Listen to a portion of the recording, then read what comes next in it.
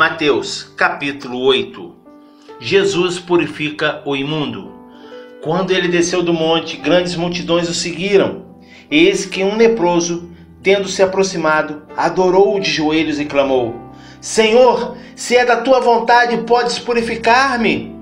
Então Jesus estendeu a mão, tocou-lhe dizendo: Eu quero ser limpo. E no mesmo instante ele ficou purificado da lepra. Em seguida disse-lhe Jesus: Veja que não digas isto a ninguém, mas segue, mostra o teu corpo ao sacerdote e faze a oferta que Moisés ordenou para que sirva de testemunho. Um comandante romano crente, entrando Jesus em Cafarnaum, dirigiu-se a ele um centurião suplicando: Senhor, meu servo está em casa, paralítico e sofrendo horrível tormento. Então Jesus lhe disse: Eu irei curá-lo. Ao que respondeu o centurião: Senhor, não sou digno de receber-te sobre o meu teto, mas dize apenas uma palavra, e o meu servo será curado. Porque eu também sou homem, debaixo de autoridade, e tenho soldados às minhas ordens. Digo a um: vai, e ele vai, e a outro: vem, e ele vem. Ordeno ao meu servo: faz isto, e ele o faz. Ao ver isto, Jesus maravilhou-se e disse aos que o seguiam: Com toda certeza vos afirmo que nem mesmo em Israel encontrei alguém com tão grande fé. Digo-vos que muitos virão do Oriente e do Ocidente e tomarão lugares à mesa com Abraão, Isaque e Jacó no reino dos céus. Entretanto, os herdeiros do reino serão lançados para fora, nas trevas, onde haverá choro e ranger de dentes. Então disse Jesus ao centurião: Vai-te, e de maneira como cresse, assim te sucederá. E naquela mesma hora o servo foi curado. Jesus salva, cura e liberta. Tendo Jesus chegado à casa de Pedro, viu a sogra desse acamada, enferma e com muita febre. Então Jesus tocou a mão dela e a febre a deixou. Em seguida, levantou-se ela e passou a servi-lo. No início da noite, trouxeram-lhe muitos endemoniados a ele. Com apenas uma palavra, expulsou os espíritos e curou todos os que estavam doentes. Assim se cumpriu o que fora dito por intermédio do profeta Isaías: Ele tomou sobre si as nossas enfermidades e pessoalmente levou as nossas doenças. A prioridade do discipulado. Quando Jesus viu que uma multidão o rodeava, ordenou que atravessassem para o outro lado do mar. Então, aproximando dele, um escriba disse-lhe: Mestre, seguir-te-ei para onde quer que fores. Jesus lhe respondeu: As raposas têm suas tocas, e as aves do céu têm seus ninhos, mas o Filho do Homem não tem onde repousar a cabeça. Outro de seus discípulos lhe disse: Senhor, permita-me ir primeiro sepultar meu pai? Ao que Jesus lhe respondeu: Segue-me e deixe que os mortos sepultem os seus próprios mortos. Jesus domina as circunstâncias.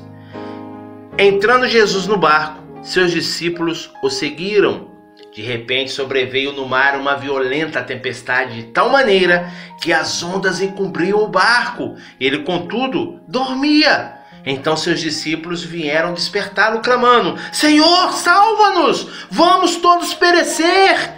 Mas Jesus disse a eles: Por que estáis com tanto medo, homens de pequena fé? E levantando-se, repreendeu os ventos e o mar, e houve plena calmaria. Então os homens maravilhados exclamaram: Quem é este que até os ventos e o mar lhe obedecem?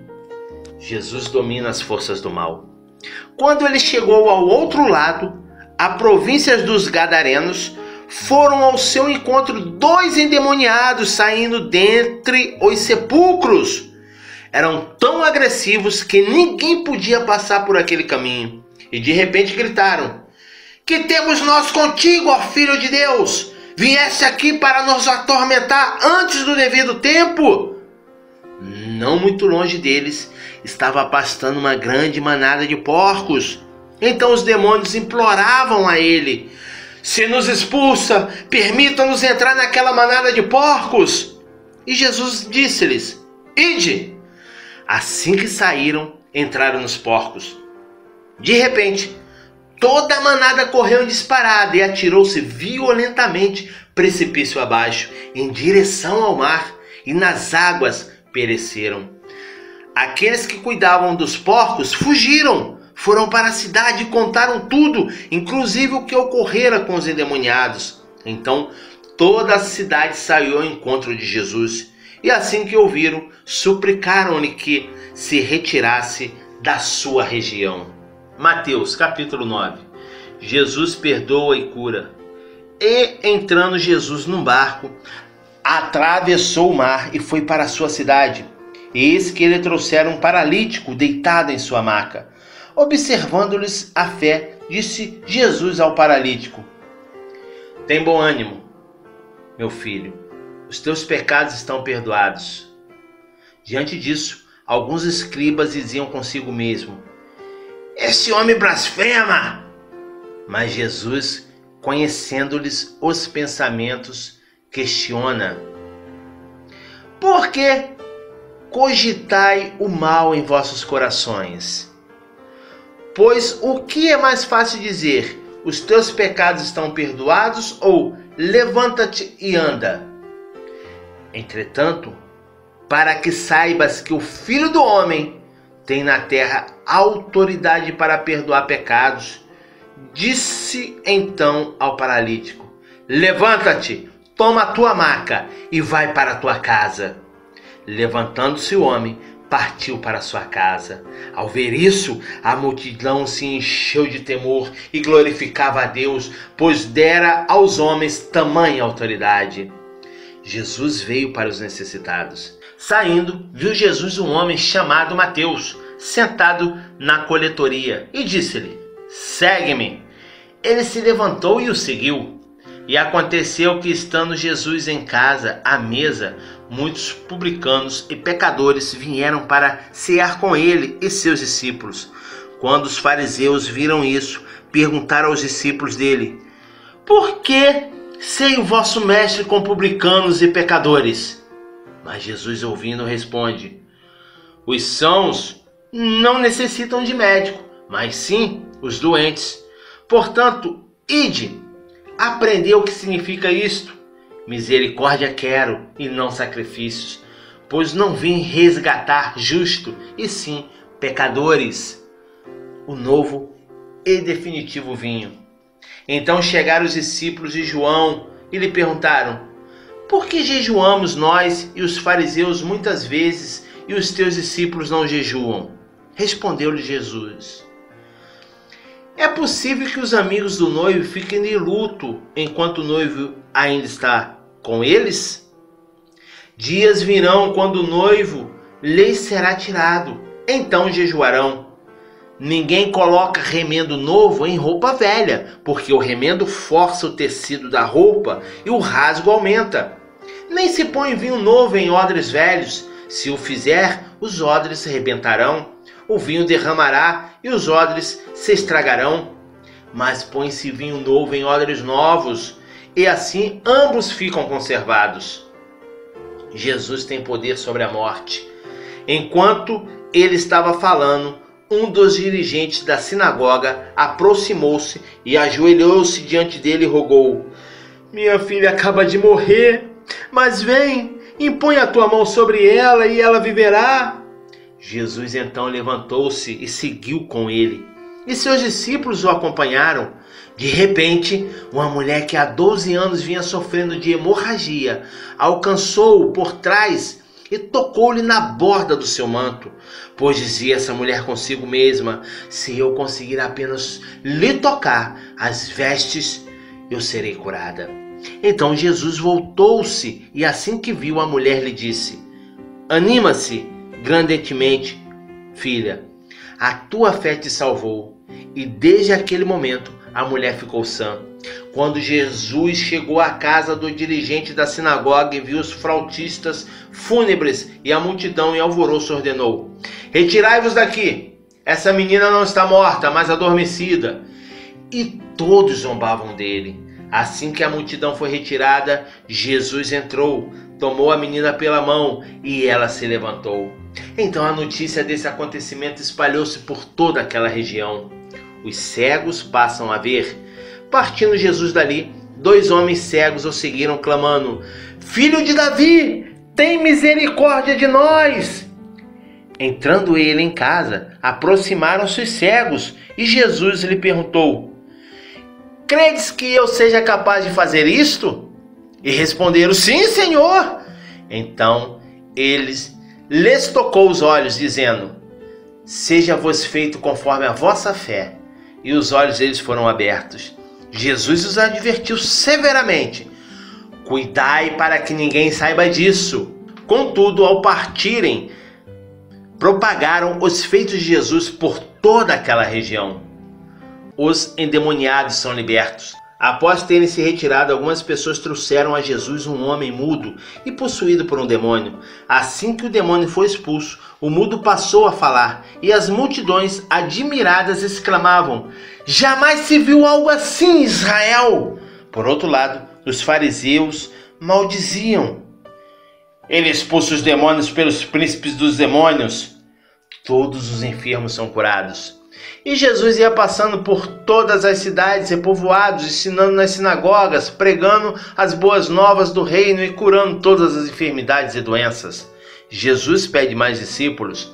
Ao ver as multidões, Jesus sentiu grande compaixão pelas pessoas, pois que estavam aflitas e desamparadas como ovelhas que não têm pastor. Então falou aos seus discípulos: de fato a colheita é abundante, mas os trabalhadores são poucos. Por isso, orai ao Senhor da seara e pedi que Ele mande mais trabalhadores para a sua colheita. Mateus capítulo 10. Jesus envia seus apóstolos. Jesus, tendo chamado seus 12 discípulos, deu-lhes poder para expulsar espíritos imundos e curar todas as doenças e males.